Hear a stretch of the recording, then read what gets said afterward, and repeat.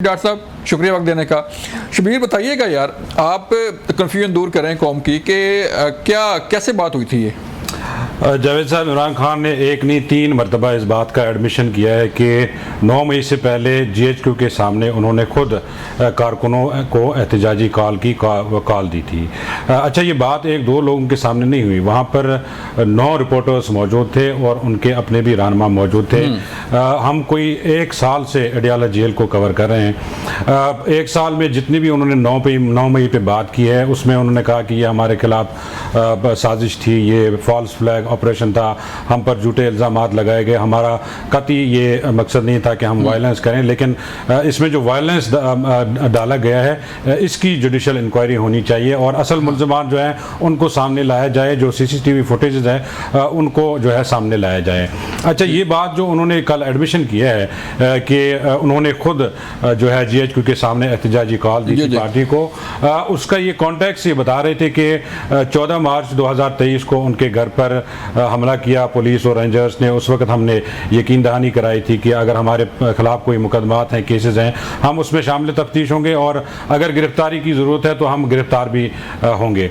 उसके बाद उन्होंने कहा कि हमारी बात नहीं सुनी गई उस वक्त। उसके बाद 18 मार्च को मैं जुडिशल कॉम्प्लेक्स इस्लामाबाद आया, यहाँ पर भी दावा बोला गया। और तो शबीर, मुझे थोड़ा सा बताइएगा पब्लिक को कि जब कोर्ट में हियरिंग हो रही होती है, जब वो मीडिया टॉक करते हैं तो मुझे बताया किसी ने कि जारी बात है वो हाल से आपकी तरफ आते हैं और सामने खड़े होकर आपके जो है वो मीडिया टॉक करते हैं। ऐसा ये माहौल कैसा होता है? जी, पैटर्न यही है कि जो कमरा अदालत है वो चूँकि बहुत बड़ा कमरा है, यूनिटी हॉल है वो, तो उसमें मुख्तलिफ सेक्शंस है, मीडिया का सेक्शन अलग है, वो खुद आपकी तरफ आते हैं। वो जब समात के दौरान उनको टाइम मिलता है बात करने का तो वो खुद सहाफ़ियों की तरफ आते हैं बात करने के लिए। तो उन्होंने जो कॉन्टेक्स्ट मैंने आपको बताया, इसी कॉन्टेक्स्ट में उन्होंने कहा कि मैंने लोगों को बताया था कि अपने लोगों को कि अगर मुझे गिरफ्तार किया जाता है तो आपने GHQ के सामने जाके एहतजाज करना है। अच्छा, वहाँ पे उनके पार्टी रहनुमा बाबर आवान भी थे, वो चूँकि कानूनदान है, वकील है, वो ये बात समझ गए कि खान साहब ने जो बात की है इससे मसाइल पैदा होंगे।